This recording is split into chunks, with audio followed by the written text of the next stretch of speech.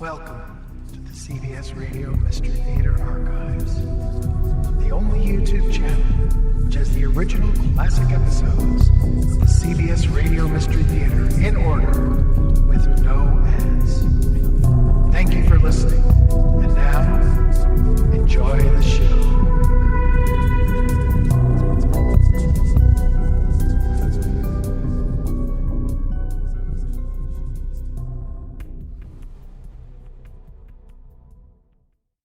The CBS Radio Mystery Theater presents...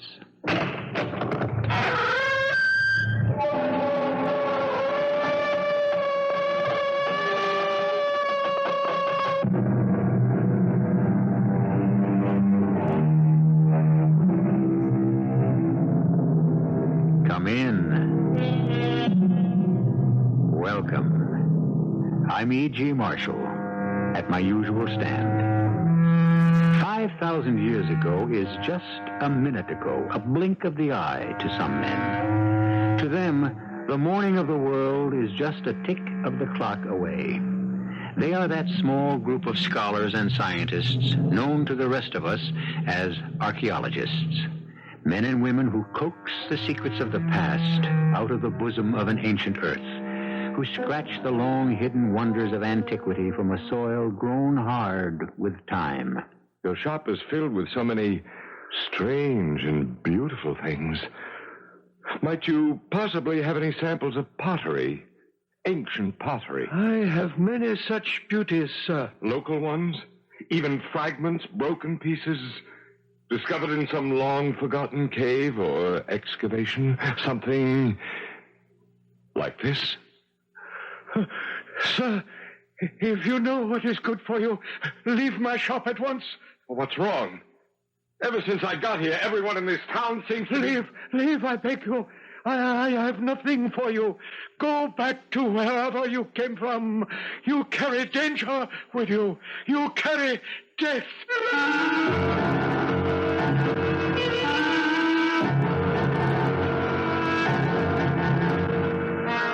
Our mystery drama, Journey into Nowhere, was written especially for the Mystery Theater by Arnold Moss and stars Kurt Benson and Joan Lovejoy. It is sponsored in part by Buick Motor Division and Contact, the 12-hour cold capsule. I'll be back shortly with Act One.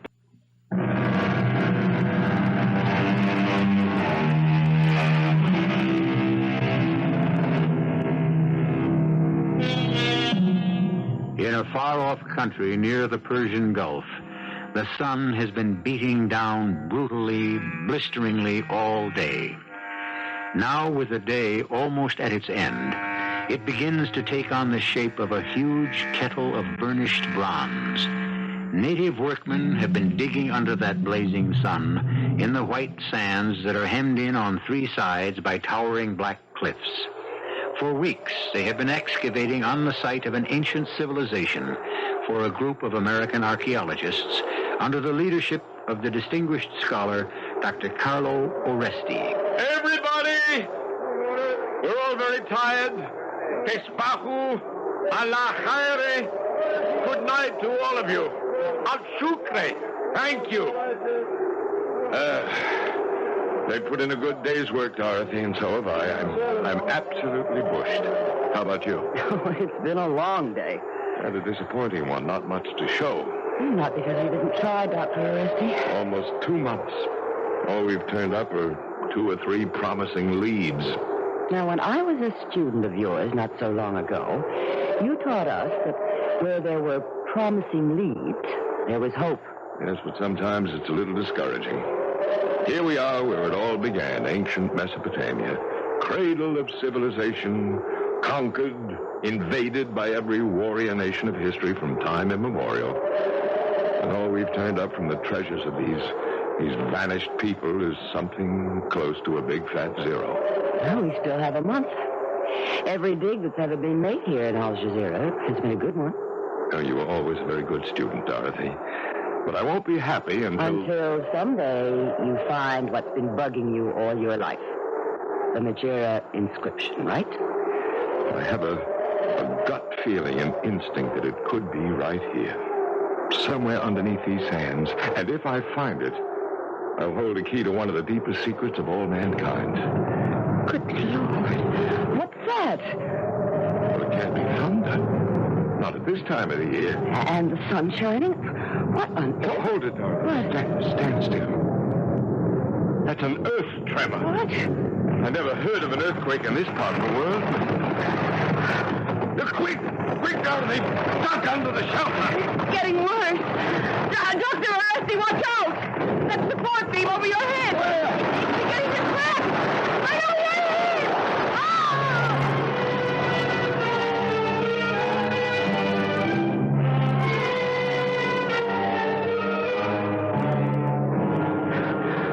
Are you all right?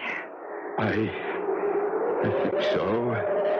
Little bump on the head. I guess I got away from that falling beam just in time. That earthquake, or whatever it was, came out of nowhere. Strange. You think it might have disturbed anything in the dig? I doubted it. It didn't last more than several... Dorothy. What? Don't move. Stay right where you are. What is it? Look there. The shard. A piece of broken pottery. That earth tremor must have dislodged it, and we were standing almost on top of it. Get out your brush. Yeah. Clean away the sand as carefully as you can. It's beautiful. And we're the first to lay eyes on it in thousands of years. Careful. Look, there's writing on it, around the circumference. Let's see. Oh, of course, that's pre-Hellenic Greek. 3,500 years old if it's a day. Erebos, Uranu, Meson, Chronoste.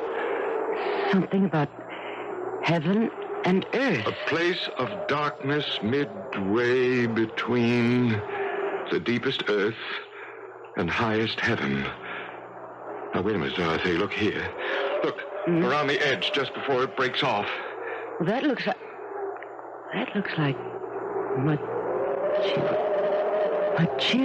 Magira. Exactly, Dorothy. This is it. It has to be. The Magira inscription. And look, this little piece of black glass over here. Well, that looks like obsidian. It's no bigger than a dime, shaped like a face, an animal's face, and a little hole at the top. And little ears and eyes.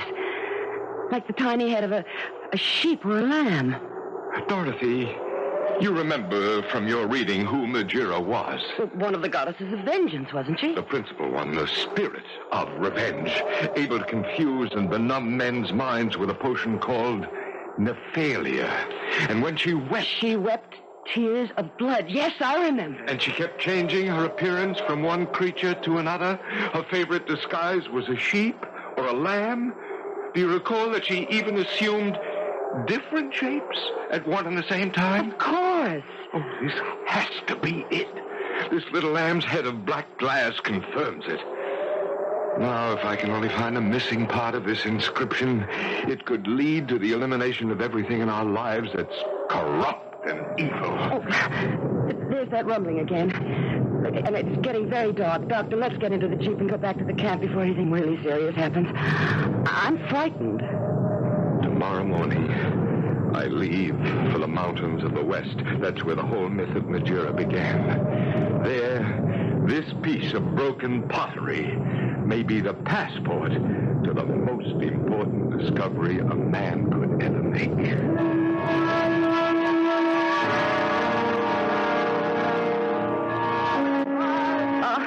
I wish you'd change your mind about this trip. Oh, there is nothing to worry about. You have your bus ticket. Right here in my pocket. And my revolver, just in case. Well, let's hope you'll have no reason to use that. Dr. Arresty, one question. Huh?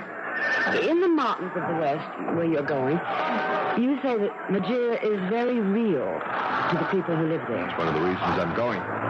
You mean to say they actually claim to see her? So they say. In different forms, under different names. And if she exists for them... She will exist for you? Until I find her and try to destroy her. But how do you destroy something that doesn't really exist. A myth, a legend. It's not as if Majira were really an actually living creature. Well, that's just the point. If I can find a way to destroy the idea of Majira in the minds of the people, then the idea of vengeance, of getting even with the other fellow, will be killed. It may be the beginning of a way to find peace in the world. I see. Be careful, Dr. Rusty. And good luck. Thank you. Oh, by the way, I put a string through the hole in the little black lamb's head we found at the dig, and I'm going to wear it around my neck as an ornament, like this. For protection? Why not? If that doesn't protect me, I don't know what will.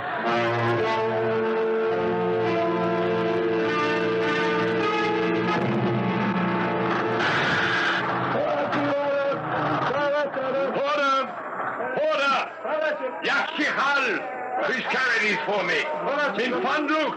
And get me a taxi, please. A taxi! Oh, Porter, where are you going? Well, why are you running away? What's wrong with you? I guess I can carry my own bag, find my own taxi. Something about that, Porter. Kind sir. For the love of Allah. Have compassion for the less fortunate. Here, take this. The blessings of Allah. The blessings of Allah. God go with you always. Save your blessings, good woman, for an object more worthy than I. May all your days. No! Allah protect me! Take your money. May God protect me from all evil. She threw away the money I gave her. Well, what can be wrong? Welcome to the Street of the Seven Silversmiths. Well, where did you... Permit me to introduce myself. Mahmoud bin Said, your most humble servant. Proprietor of this modest shop behind you. House of Mahmoud, rarest curios. Won't you and grace my poor establishment with the honor of your presence? Look, Mr. Mahmoud, I've just arrived on a bus. It was a long, hard trip. All I want is a bed and a bath and a little rest. I understand perfectly. Won't you please step inside my shop with Mr. Oresti, Dr. Carlo Oresti. Well, if you insist, but just for a minute. Through these curtains, if you please. Welcome. This is my home as well as my shop, you see. May I offer you a glass of mint tea? Well, not at this moment, thank you. Oh, your shop is beautiful. Thank you. And what an assortment. Old Berber rifles, ancient knives, swords from all over the world. All of them razor sharp. Yes, and these strange masks, grotesque statuettes. Why, with all these wonderful things you have here, would it be possible that you might also have samples of pottery, ancient pottery, shards, fragments, broken pieces that might have been found in this region, in caves, or in an excavation? Like this? A moment until I put on my spectacles. At my age, it's necessary to... Dr. Oresti, if you know what is good for you, leave my shop at once. Oh, what's wrong? Ever since I stepped off the bus, everyone in this town seems to... Leave, I beg you. I have nothing for you, nothing. Go back to wherever you came from. You carry danger with you. You carry death. Go. Don't push me, please. Just tell me why and I'll go. Now, why does everyone run away from me? And what are you talking about? I carry danger. I carry death. That talisman, the little animal head you wear about your neck, you know its meaning. It is one of the faces of Majira. This is why people run away from you. You terrify them. Well, then I'll take it off. You are trying to destroy Majira, correct?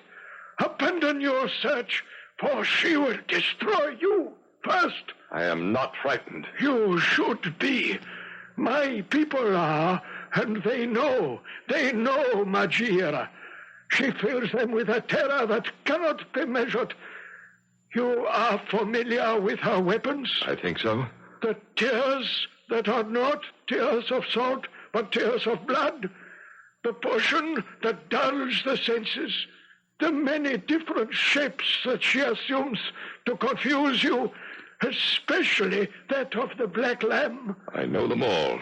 And you know that above everything else, Margira will stop at nothing to keep her secret hidden.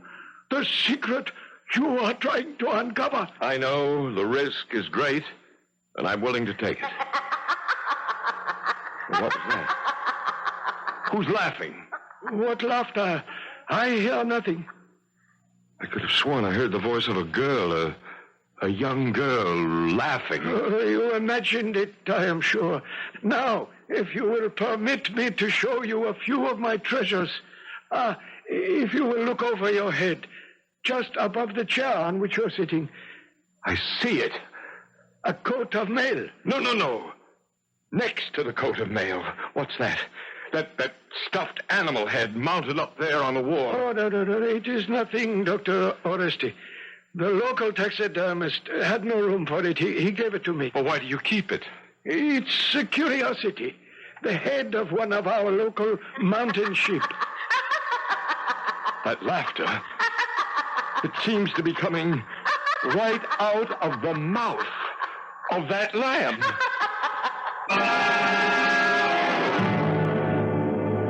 From the most ancient times, the lamb was the animal designated to be the symbolic victim of man's sacrifice to his gods. And now a lamb, a black lamb, has once again become symbolic. Only this time, for Dr. Carlo Oresti, it seems to have taken on a feeling of evil. But evil or not, it may lead him to the unraveling of a secret he thinks could begin to change the course of all mankind. I'll return shortly with Act Two.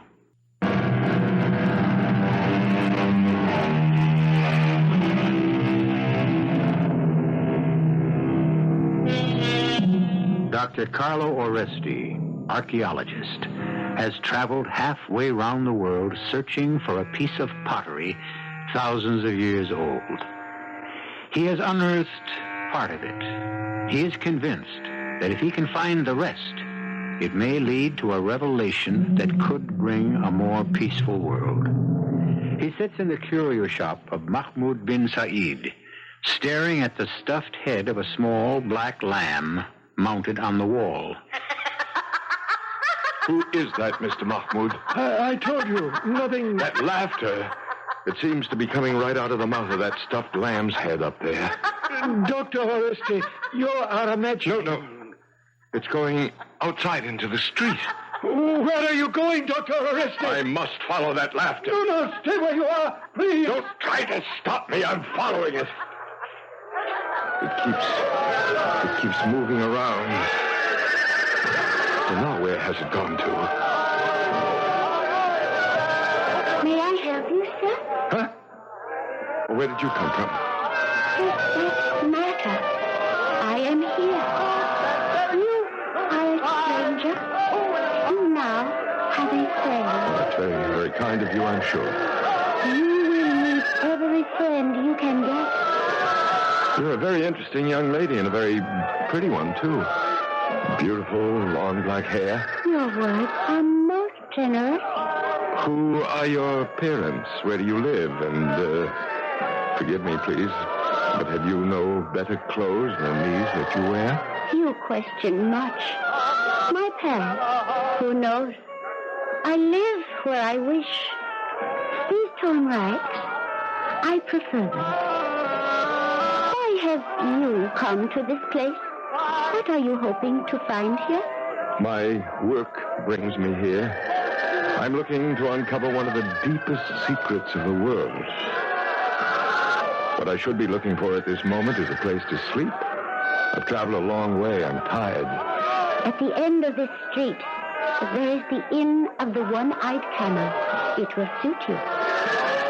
This thing you are looking for, whatever it may be, If you find it, what then? Well, then I will have things to do. You have an idea where to find what you are searching for? Maybe I do. Some place of darkness. What? A place of little light. Who are you? I am your friend. Trust me. But those words, where did you... Too many questions. Oh, come. Take my hand. Something's happening to me.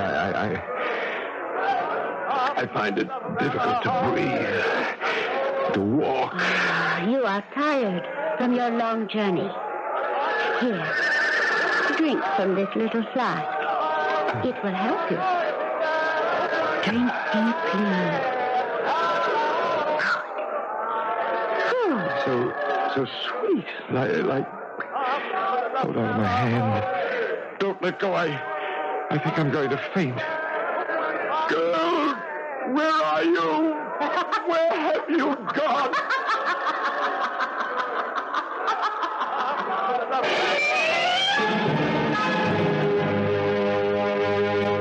Erebos, Uranu, Mason, a place, darkness, midway. No, don't try to move. Be quiet, Dr. Oreste. You will be well. Well, who are you? Oh, you're the man from the curio shop. Mahmoud bin Said at your service. What happened? I left your shop looking for a place to sleep. I know. Well, where am I? What place is this? You are in my humble home. At the back of my small shop. You are welcome. Well, how did I get here? You are taken ill. Momentarily. You fainted. In the street. I remember she gave me something to drink. Who gave you something to drink? As I left your shop, a young girl came up to me. She seemed to know what I was here for. What else? Why, I asked her who she was. She took hold of my hand. I grew dizzy. And she gave you something to drink, very sweet. Yes. And then I just passed out. I have done my best to warn you, Doctor. She knows why you are here. She will do all in her power to destroy you. Dr. Oreste, go back to your own country. Well, what are you talking about? I am talking about Magira. Who else? Are you telling me that the young girl in the street... Rest quietly, sir. I will go bring you some cold water to drink. I shall be but a minute. It's so dark in here I can hardly see. Is it night? You? The girl who... How do you feel? What did you give me to drink? A small drop to warm the mind, the heart, the soul. Well, where are you? I can't see you. It's grown so dark. Here, at the back door. Rise from your bed and follow me. Follow me and trust me. Here is the cold water, Dr. Oreste. How did she get in here? Again? You saw her again? Yes, she was right here beside the bed. Sir, I fear most gravely for your safety. I'm not afraid, Mr. Mahmoud. I have a mission to fulfill. More important to you than your life? I've already wasted too much time. I'm going. No, stay where you are. Take your hands off me. Let me up. I plead with you, do not leave this room. I have an appointment, and I'm going to keep it. And where is that? I'm not absolutely certain. All I know is that it's a place of darkness, midway between the deepest earth and highest heaven.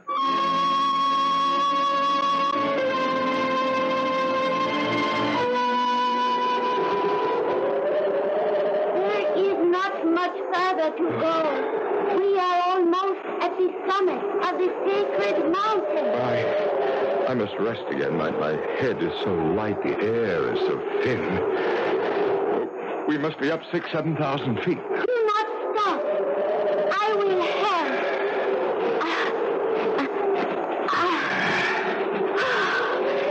There. We have come to the summit.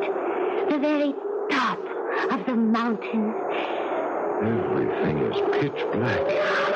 There's not a star in the skies. It is past midnight, and perhaps a storm comes.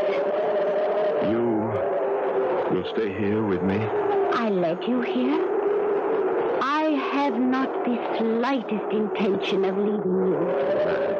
Tell me, why have you brought me to the top of this mountain? Because it is sacred to us. Here, sit down beside me on this flat rock. Oh, your hand.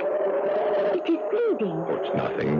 I scraped it on a rock as we were coming up. I kiss your bleeding hand. The taste of your blood is exciting. Hold me in your arms. Tighter. Now, look into my eyes. I can't. What's wrong? There's a pain in the back of my head. I can hardly see. My head is beginning to spin.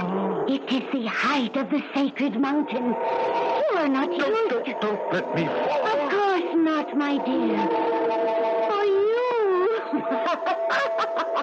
The very best of care.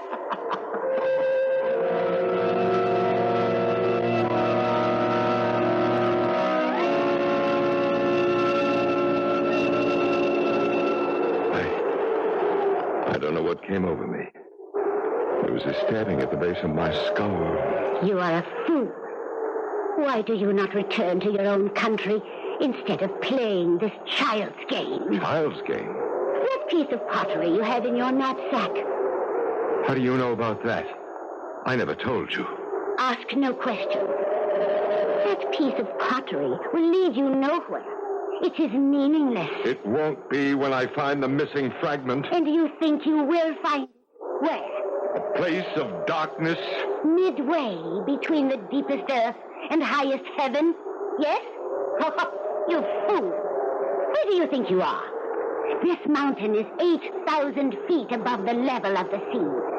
The top of this mountain is midway between the depths of the earth and the highest point we see in the heavens. Darkness. A place of darkness. Can you see your own bleeding hand in front of your face, you blundering fool? How dare you talk to me that way? You struck me. You dare to strike me. Look. See what you have done. You're weeping. You have made me weep. Bring your lantern to my face. Tears are streaming down your cheeks. Tears of bright red blood. Now, let me get my handkerchief. I'll wipe the blood from your cheeks. And what else do you see? My very good friend. Your face. Your face is changing. You're becoming an ugly old woman with cracked skin. And your hair... My beautiful, long black hair. is turning into writhing, terrible snakes. Their jaws are filled with poison, which they will spit at you. Hold me in your arms, as you did before. No, I can't. Caress my shining black hair. It is not hair. They're squirming serpents. They're spitting out their venom. You want me to die. Dr. Oreste! Dr. Oreste! Are you here? Over here? Dr. Oreste, where are you? I never thought I would make it to the summit. Are you all right, good sir? I think so. How did you know I was here? I knew the danger. I followed you. Where is she? Has she gone? The girl, again. I came close to losing my life. I think I would have if you hadn't come when you did. Fortune has been kind this night. Now, after I catch my breath, we had best go back down. The dawn begins to lighten in the east. And, sir... Yes, Mr. Mahmoud. Would you like to take our little friend with you? What friend? Where? Lift your light a little higher. There, on that flat rock. A beautiful little black lamb. I'll carry it down to the village. It's just... Where is it? Where did it go? It disappeared.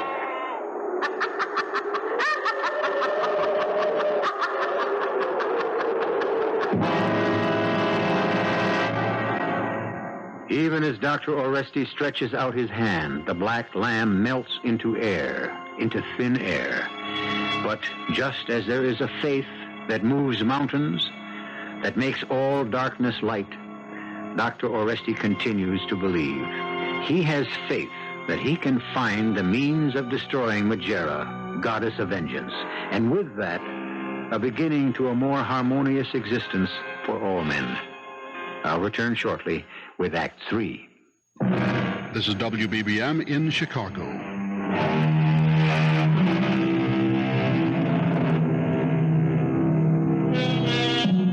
A philosopher of the Middle East has said that revenge is a luscious fruit, which, like the pomegranate or the persimmon, takes a long time to ripen.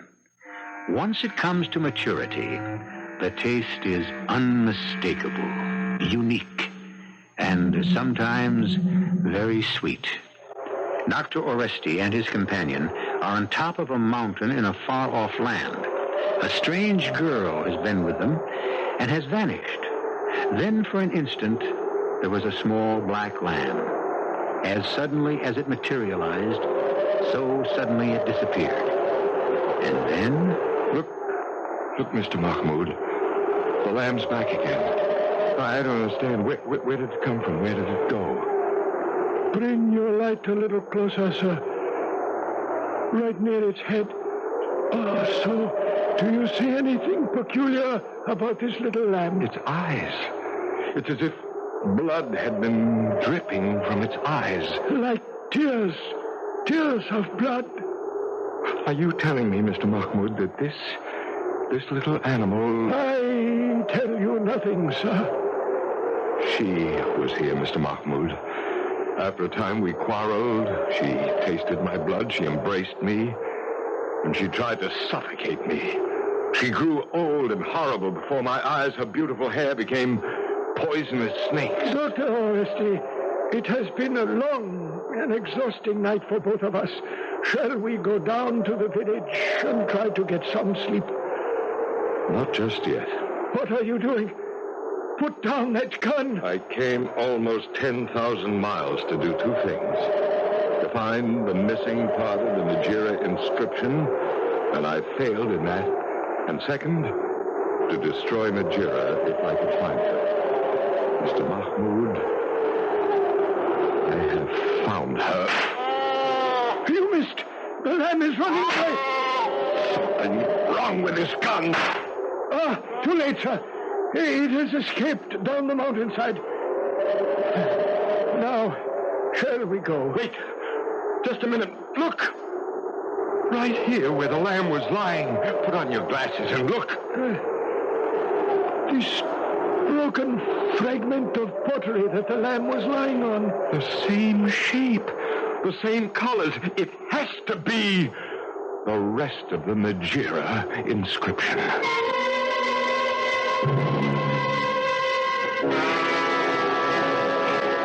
Oh, watch carefully where you place your feet, Dr. Oresti.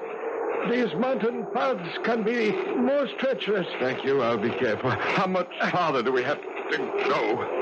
Once we get past this huge boulder before us, we shall catch our first glimpse of the village. Mr. Mahmoud, don't move. What is it? There, on top of the boulder. A black lamb. The same one. Only this time I'll get it. Now you just watch. What's the matter with you? You fell right against me. I'm most sorry. My foot slipped. Yes, and I missed again. Dr. Oresti, look, over there. Well, not another one. Still another black lamb? Yes, and see, another, and another. A whole flock of them. And every one of them jet black. They're heading toward us. They're going to push us right off this cliff. What do we do? Stand your ground. Let me try to take care of them. What's that? It sounds like the voices and wings of many birds. You're right. There are thousands of them. Flying straight toward us, toward our heads. Well, what are they? Crows, ravens? Blackbirds of some kind. They're coming in a straight line right at me. Don't go away, you filthy birds! Go away! Go away, you ugly thing! Away! Away!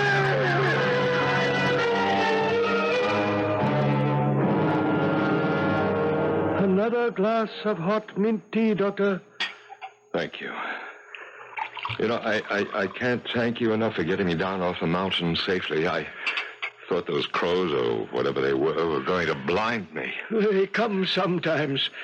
They think of other creatures as trespassers. Yes. Now, let's get back to this shard of pottery.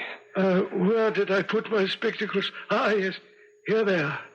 You can see the two pieces fit together perfectly, as I suspected they would. The colors, the shape, the design, and the inscription, everything. Extraordinary. Now, if we can decipher it...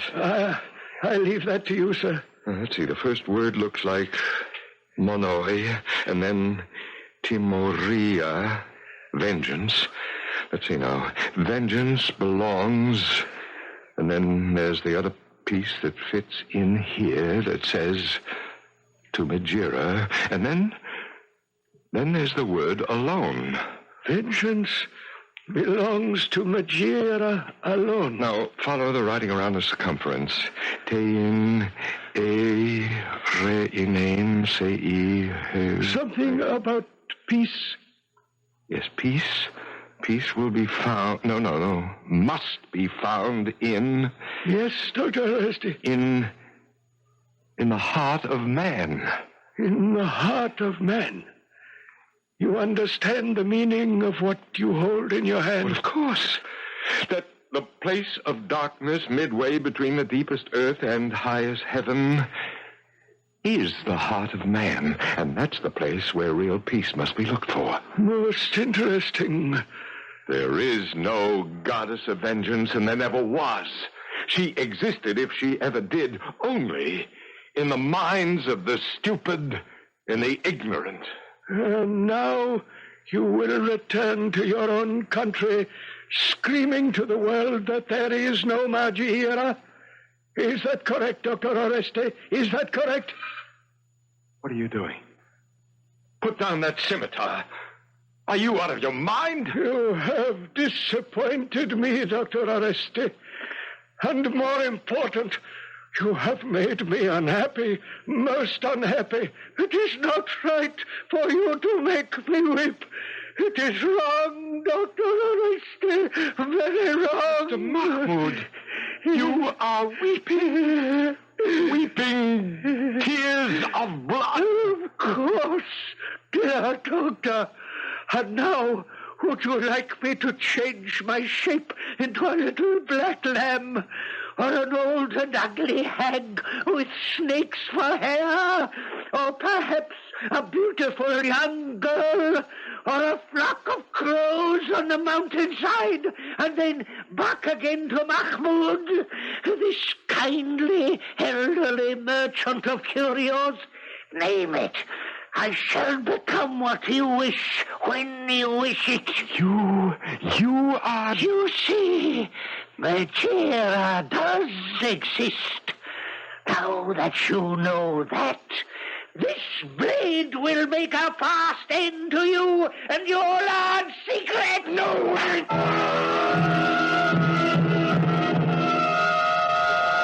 You there! Police! Police, come! Come quick! What is it, sir? How can I be of help? I've just shot someone. Killed him, I think. In self-defense. Who did you kill? How? Where? Back there in the shop. The proprietor. The proprietor? What shop? Are you blind? The curio shop. I shot and killed the man who called himself Mahmoud bin Said. Mahmoud bin Said? That's not possible. Why not? Mahmoud has been dead for more than 200 years. What? My grandfather used to speak of him, and his grandfather before him. What on earth are you talking about? Mahmoud, the mad one. He was said to live here on this very street of the Seven Silversmiths, behind a kind of curio shop. The tale goes that the poor man was completely out of his mind, poor fellow. The family line ended with his death. And how? Just how did he meet his death? Well, the story is that his life was ended by a shot from a gun. And who shot this Mahmoud? A stranger. A man who for some reason was seeking revenge. Seeking revenge. Seeking revenge. Seeking revenge. Seeking revenge. Seeking revenge. Dr. Oresti. Doctor, how do you feel? Who is that? Dorothy. Don't try to move. You're going to be fine. Well, I don't understand. The earthquake. But it's all over now. Don't you remember? Earthquake? When you ducked into the shelter here, the big wooden beam over your head split and came right down on you. Of course, I remember. I tried to get out of the way, but I couldn't. No. You had me worried there for a bit. You were out cold for a good whole minute. A minute? You mean all that happened in just 1 minute? All what happened? Well, thanks to that conk on the head, I've been off on a very fascinating trip. A voyage to nowhere. Whatever that's supposed to mean. But tell me something, Doctor. Yes? That little thing you're wearing on a string. Where? Around your neck. Looks like the head of a little black lamb. I've never seen that before. Well, neither have I. How do you suppose it got there?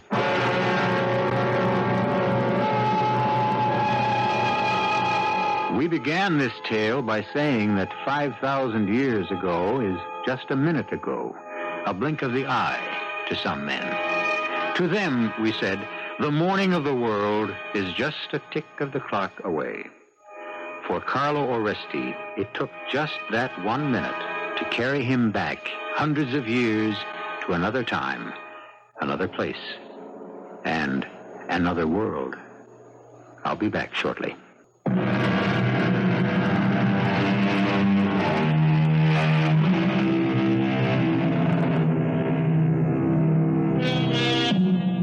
I have read that there are a good many far-off places where they still devoutly believe in things like a goddess of vengeance, who, to confuse the people, changes her appearance at will into any number of different shapes, even into several different forms at the same time. I'd love to see that for myself sometime, with one reservation. I'd like to get there by the usual means of transportation, and not by a zonk on the head. Our cast included Arnold Moss, Joan Lovejoy, Kurt Benson, and Evie Juster. The entire production was under the direction of Hyman Brown. And now, a preview of our next tale. Did anyone examine you? Well, an intern looked at me and asked me to wait, only I couldn't, you see. Why not? Well, because I had to find somebody. I didn't remember who. Or where to begin, except with this. What is it? Just a piece of paper, like from a phone pad with a number. 380. What do you think it means? A room, maybe? There's no such room number in this hospital. Oh, I thought maybe it might be the old lady's. What old lady? I don't know. What was the old lady's name? I don't know. What is your name, miss? But that's the whole trouble, don't you see? I don't know that either. Radio Mystery Theater was sponsored in part by Anheuser-Busch Incorporated, brewers of Budweiser.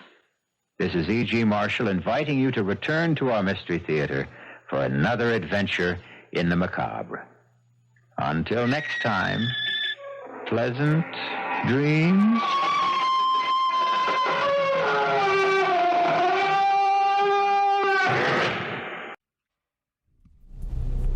I hope you enjoyed this episode of CBS Radio Mystery Theater. If you've enjoyed this and want to hear more, please subscribe to this channel. You can also visit my other YouTube channel by searching